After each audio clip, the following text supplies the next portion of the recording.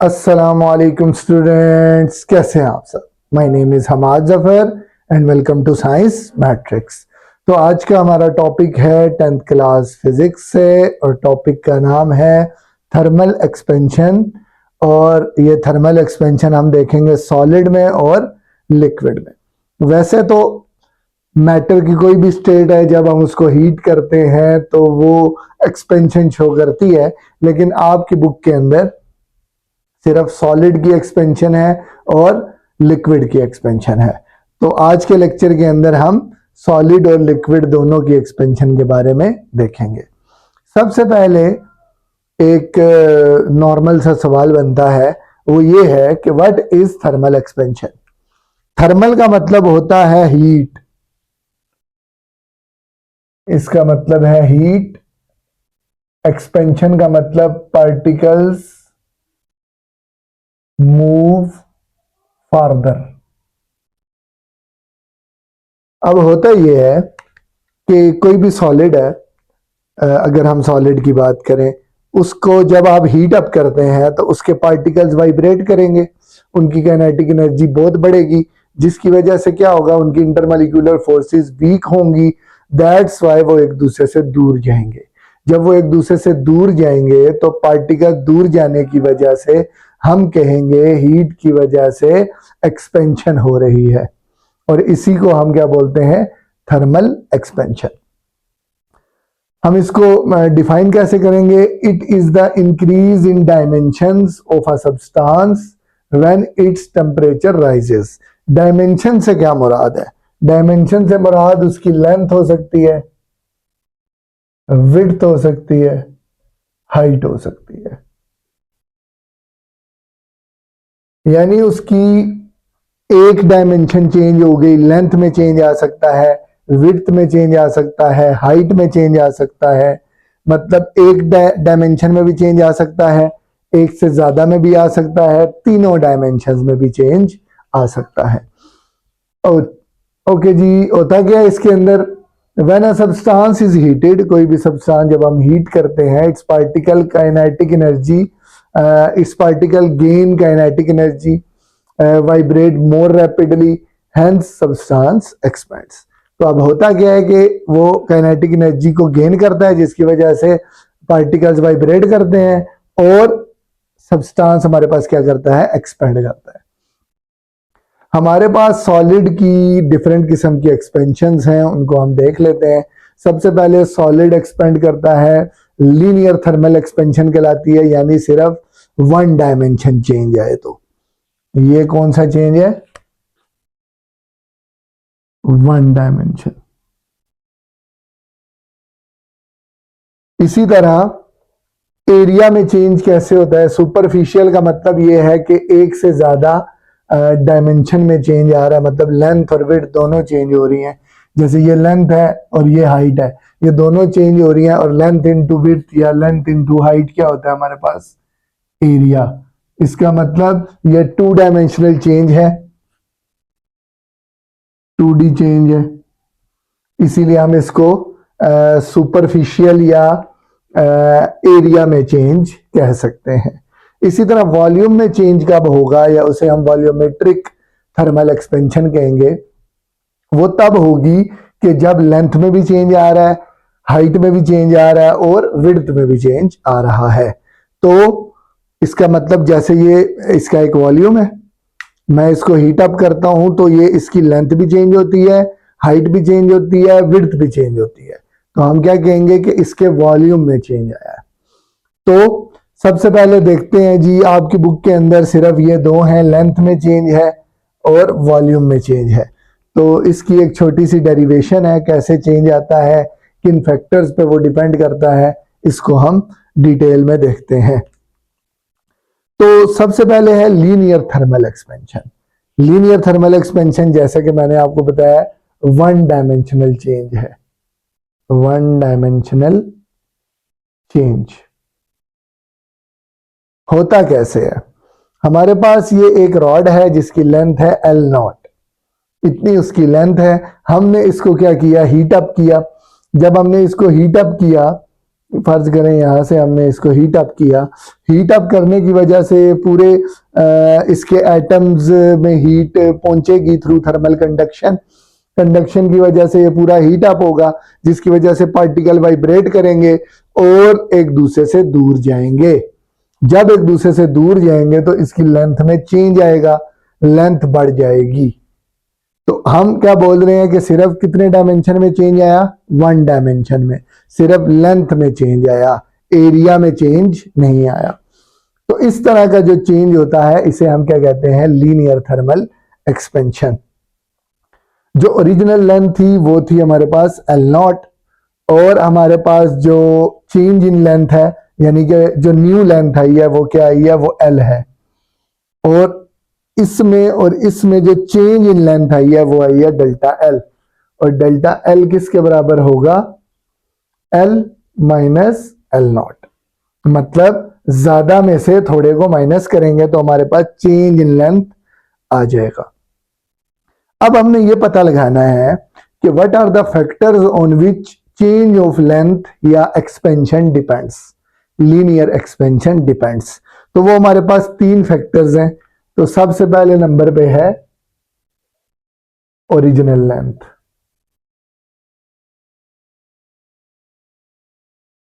मतलब जो हमारा चेंज इन लेंथ आएगा वो डायरेक्टली प्रोपोर्शनल है ओरिजिनल लेंथ के।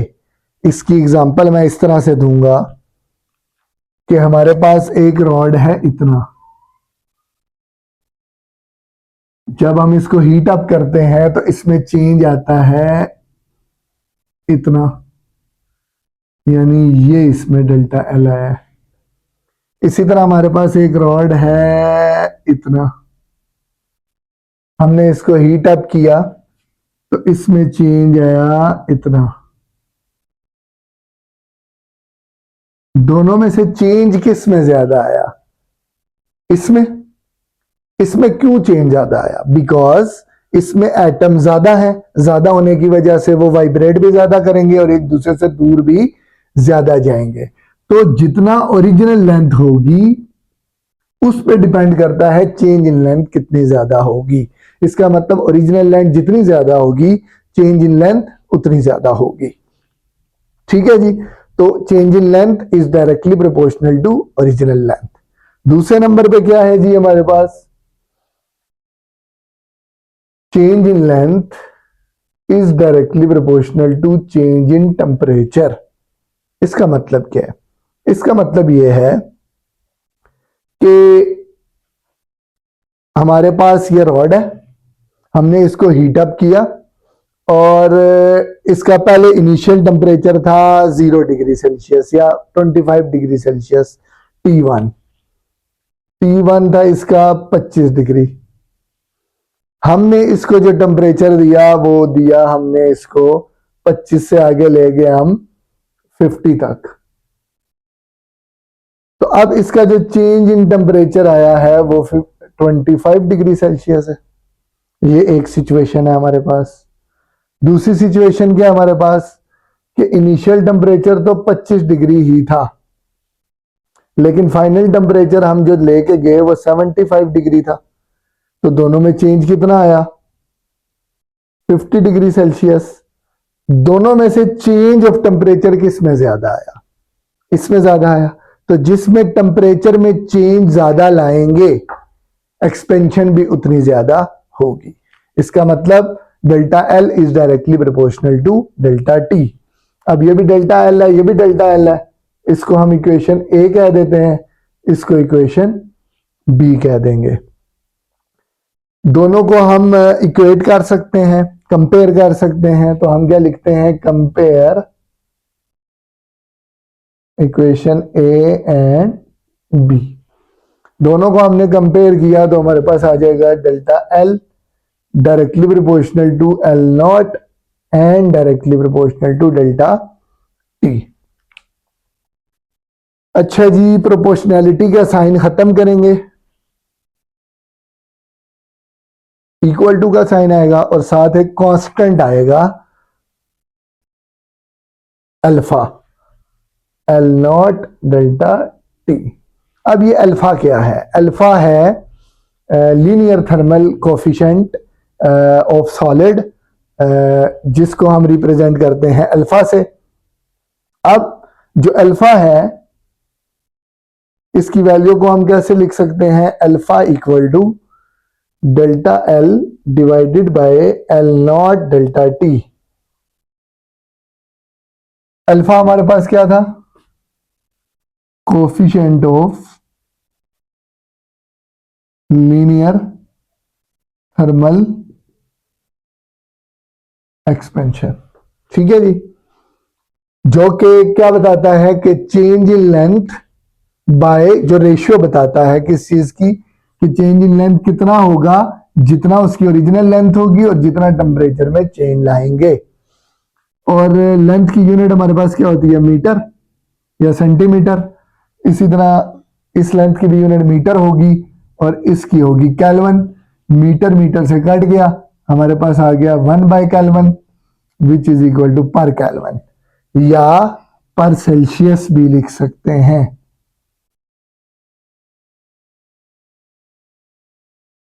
यह है जी हमारे पास लीनियर थर्मल एक्सपेंशन का कोफिशिएंट। तो सिंपली हमने ये सीखा कि लीनियर थर्मल एक्सपेंशन ये होती है कि आपने करना क्या है कि किसी भी चीज को आपने हीट अप करना है जो कि सॉलिड होनी चाहिए और वो हीट को कंडक्ट भी करनी चाहिए। तो जब आप उसको हीट करेंगे तो अगर उसकी लेंथ में चेंज आ रहा है या हाइट में चेंज आ रहा है या विड्थ में चेंज आ रहा है, मतलब एक किसी डायमेंशन में चेंज आ रहा है, तो उस चेंज को हम क्या बोलते हैं? Linear thermal expansion. और उसका रिलेशनशिप हमने ये निकाल लिया।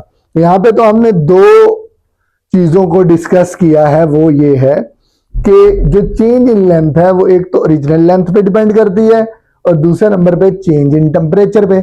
लेकिन हमने शुरू में कहा था कि वो तीन चीजों पे डिपेंड करती है, तो तीसरी चीज क्या है? पहली ओरिजिनल लेंथ पे, दूसरी चेंज इन टेम्परेचर पे, तीसरी नेचर ऑफ द मटेरियल पे। देयर आर सम मटेरियल्स कि जिनको आप ज्यादा हीट करो लेकिन वो कम एक्सपेंड होंगे, लेकिन देयर आर सम मटेरियल्स जिनको आप थोड़ा सा हीट दो, टेम्परेचर में चेंज लाओ तो वो ज्यादा एक्सपेंड होते हैं। तो ये भी डिपेंड करता है कि वो मटेरियल कौन सा आप यूज कर रहे हैं।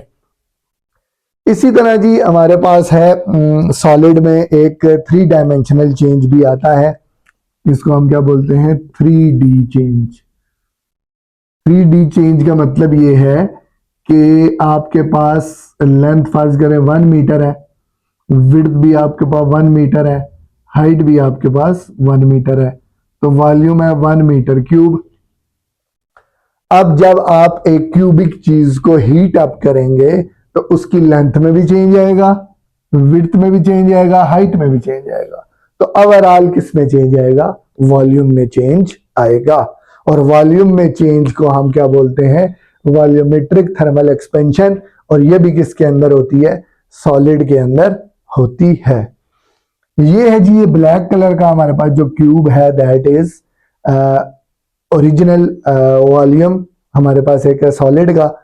और ये जो ब्लू कलर का क्यूब आपको नजर आ रहा है, दैट इज एक्सपेंशन के बाद वाला क्यूब है, ठीक है। तो हमने जब इसको हीट अप करने से पहले देखा तो इसका ओरिजिनल वॉल्यूम क्या था? V0। फिर उसका जो चेंज इन वॉल्यूम था, या हम इसको न्यू वॉल्यूम कह सकते हैं, न्यू वॉल्यूम हमारे पास आया V। और चेंज इन वॉल्यूम किसके बराबर है? डेल्टा V के। और डेल्टा V वो कौन सा वॉल्यूम है? वो ये वाला वॉल्यूम है कि जो दोनों में चेंज, मतलब पहले वो बॉक्स इतना था, अब वो बॉक्स इतना है, तो जितना चेंज आया है दैट इज डेल्टा V। जिस तरह इस केस में ये जो चेंज था इसको डेल्टा L बोला था, यहां पे हमने इसको डेल्टा V बोला है। तो यहां से डेल्टा V हमारे पास किसके बराबर आ जाएगा? V minus V0। V हमारे पास न्यू वॉल्यूम है और V0 हमारे पास ओरिजिनल वॉल्यूम है। यहां पे भी जिस तरह से ये तीन चीजों पे डिपेंड करता था, ये भी तीन चीजों पे ही डिपेंड करता है। यानी चेंज इन वॉल्यूम, पहले नंबर पे change in volume depends on original volume. Original volume जितना ज्यादा होगा चेंज इन वॉल्यूम भी उतना ज्यादा होगा। ये है change in volume which is directly proportional to original volume. मतलब एक चीज ओरिजिनली इतनी है तो उसमें चेंज आएगा इतना, लेकिन एक चीज ओरिजिनली इतनी है उसमें चेंज भी उस हिसाब से आएगा। इसका मतलब ओरिजिनल चीज का वॉल्यूम जितना ज्यादा होगा चेंज इन वॉल्यूम उतना ज्यादा आएगा। दूसरे नंबर पे आती है जी आपके पास चेंज इन टेम्परेचर पे भी डिपेंड करता है। चेंज इन टेम्परेचर, तो change in volume is also directly proportional to change in temperature. इसको इक्वेशन 1 और इसको इक्वेशन 2 का नाम दे दें। इन दोनों को कंपेयर करेंगे हम, कंपेयर इक्वेशन 1 एंड 2। तो डेल्टा वी हमारे पास प्रोपोर्शनल आ जाएगा वी नॉट डेल्टा टी के। सही। अच्छा,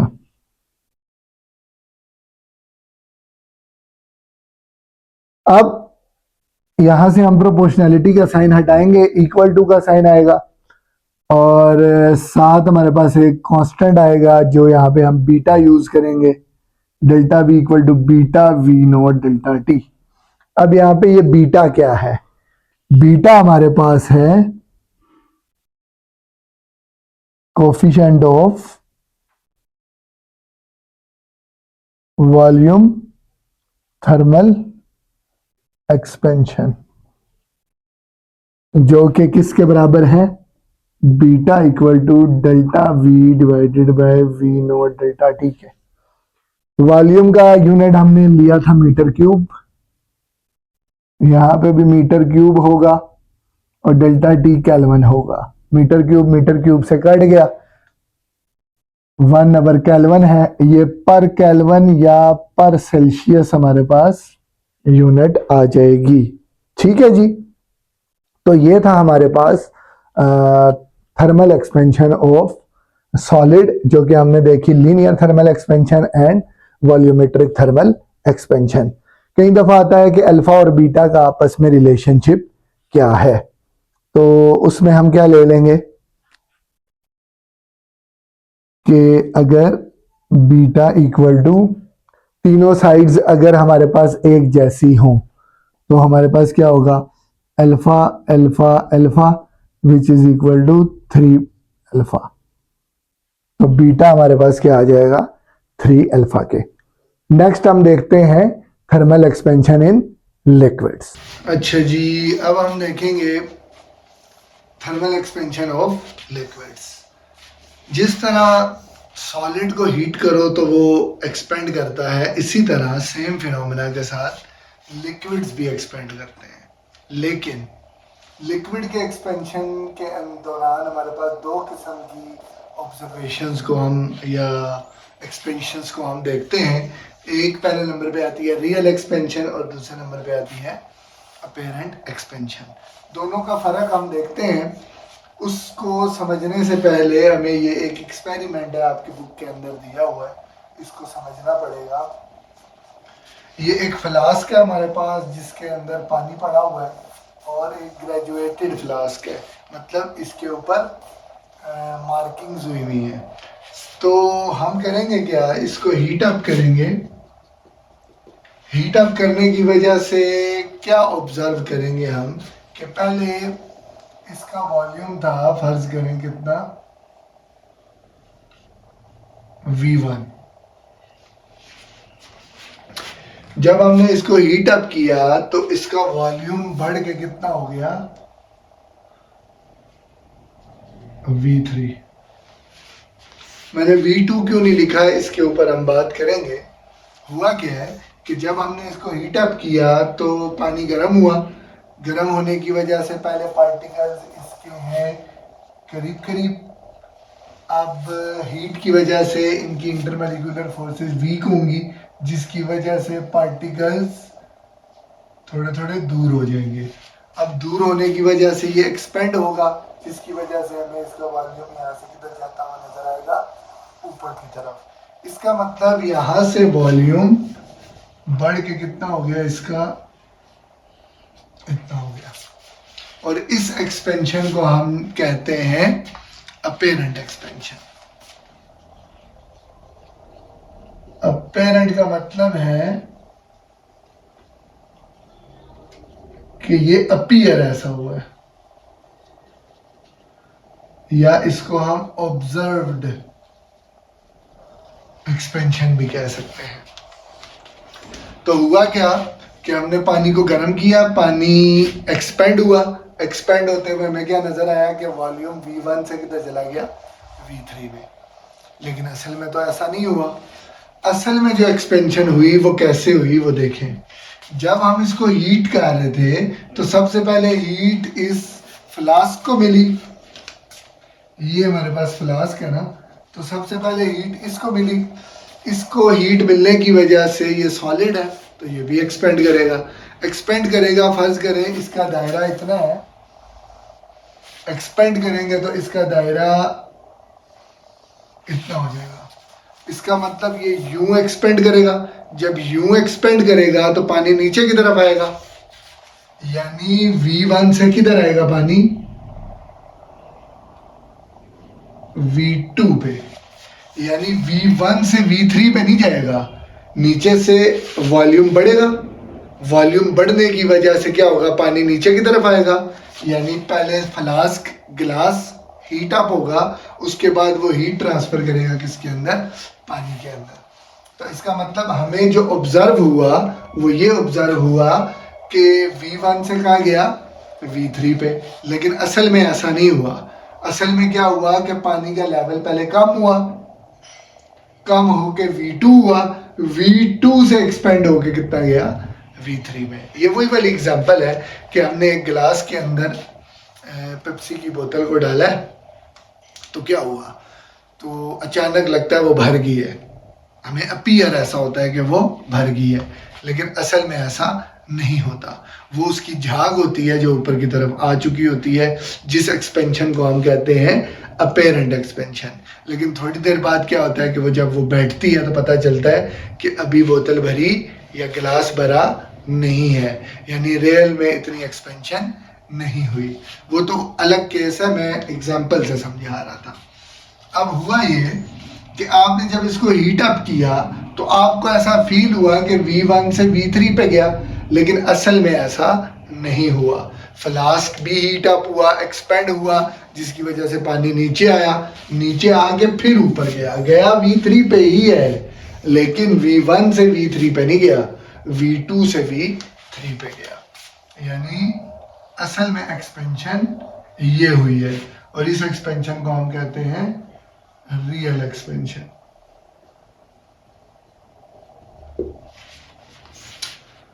ठीक है जी। अपेरेंट एक्सपेंशन वो एक्सपेंशन है जो हमें अपीयर हुई, और रियल एक्सपेंशन वो है जो असल में एक्चुअल में हुई। तो हमेशा real volume expansion greater than होगी, ये देखिए ये ज्यादा है एज कंपेयर टू इसके अपेरेंट वॉल्यूम एक्सपेंशन से। अब हम इसका फार्मूला कैसे बनाएंगे, हम इसका फार्मूला बनाएंगे सॉलिड की वॉल्यूम एक्सपेंशन हमने जो की थी उसी से ही। वो हमारे पास क्या था, बीटा किसके बराबर था, delta V divided by V not delta T। लेकिन ये क्योंकि कोफिशिएंट डिफरेंट है, ये लिक्विड का कोफिशिएंट है, तो हम इसको नाम बदल देंगे किससे, गैमा से। और गैमा इक्वल टू किसके आ जाएगा, delta V divided by V not delta T। सही, ये है जी हमारे पास volume expansion of thermal expansion of liquid. अब हम इसका एक फार्मूला ड्राइव कर लेते हैं। वो कैसे होगा कि हमारे पास real volume expansion would be equal to actual apparent volume expansion plus flask expansion. ठीक है जी, जो रियल एक्सपेंशन होगी वो असल में बराबर है अपेरेंट प्लस फ्लास्क की एक्सपेंशन के। तो रियल वॉल्यूम एक्सपेंशन कहाँ से कहाँ हुई, V2 से V3 में, V2 से V3 में। और अपेरेंट वॉल्यूम एक्सपेंशन क्या हुई, V1 से V3 में प्लस फ्लास्क की एक्सपेंशन क्या हुई, V1 से V2। मतलब फ्लास्क जब एक्सपेंड हो रहा था तो वॉल्यूम कम हो रहा था ना, तो वो कितना हो रहा था, V1 से V2। ये है जी हमारे पास रिलेशनशिप। इसी तरह अगर हम इस कोफिशिएंट का रिलेशनशिप निकालना चाहें तो क्या होगा, gamma R real volume expansion equal to apparent volume expansion plus glass या फ्लास्क लिख सकते हैं। तो ये है जी हमारे पास थर्मल एक्सपेंशन ऑफ लिक्विड, जिसका ओवरव्यू मैं दे देता हूँ दोबारा से। वो ये है कि जब भी आप लिक्विड को एक्सपेंड करते हैं तो लिक्विड को डायरेक्टली हीट तो नहीं मिलती, तो ज़ाहिर है हम किसी ना किसी बाउल के अंदर हम उसको रखेंगे। जब हम उसको बाउल के अंदर रखेंगे तो हमें ऐसा फील होगा कि वॉल्यूम जैसे कि V1 से V3 पे गया, जाता V3 पे ही है, लेकिन असल में V1 से V3 में नहीं जाता। V1 से पहले वॉल्यूम कम होता है। वो कम क्यों होता है, क्योंकि सॉलिड एक्सपेंड होता है, पानी नीचे की तरफ आएगा, फिर गर्म होके कहाँ जाएगा, ऊपर की तरफ जाएगा। और ये जो हमें अपीयर होती है कि V1 से V3 पे गया, दैट इज अपेरेंट एक्सपेंशन। लेकिन असल में एक्सपेंशन ये नहीं होती, होती है V2 से V3 तक, जिसे हम रियल एक्सपेंशन कहते हैं। और उसका रिलेशनशिप हम सॉलिड की वॉल्यूम एक्सपेंशन से ही निकालते हैं। और वो कैसे निकालते हैं, जस्ट बीटा की जगह हम क्या लिख देते हैं, गैमा, और बाकी का रिलेशनशिप आपके सामने है। उम्मीद है कि आपको समझ आई होगी। आज के लिए इतना ही, फिर मिलते हैं किसी और लेक्चर के साथ। आज के लिए इतना ही, अल्लाह हाफ़िज़।